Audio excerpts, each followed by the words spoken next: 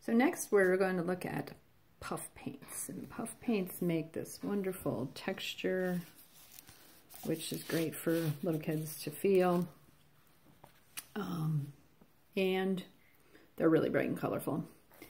They come in bottles.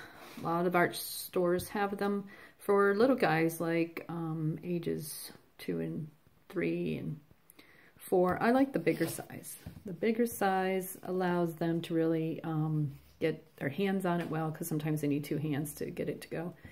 And what I like about it is it's strengthening fingers, motor skills, and I let them kind of pour out as much as they want and go until they feel complete with it. Sometimes that's more, sometimes that's less.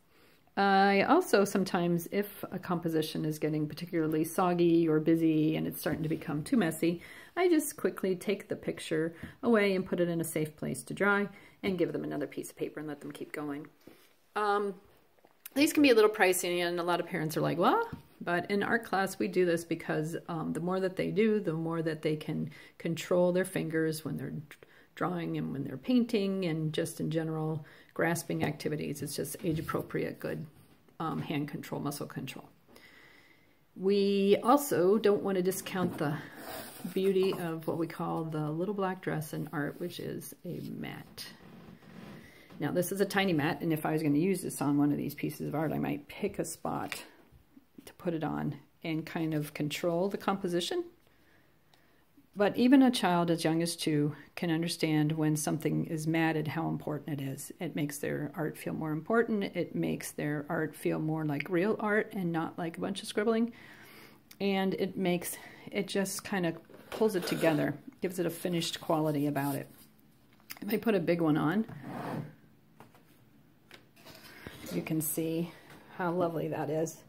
And I have stuff that my kids did when they were little that has got wonderful mats around it, and they never get tiring. The beauty of these kind of pictures too is you can put it in the position that they drew this in. Okay, so that would be, this was the angle that the artist drew the picture in. But you can also turn it around, and you can ask them what way they'd like to hang it. And sometimes you can flip it and make it like something that they do on a regular basis so they can see things from a different perspective.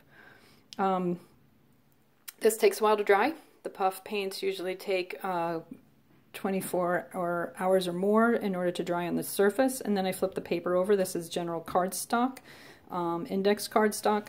That allows it to, it does come through to the other side a little bit if they particularly saturate it. So you do need to flip it over and let it air dry on that side as well once the top surface is dry.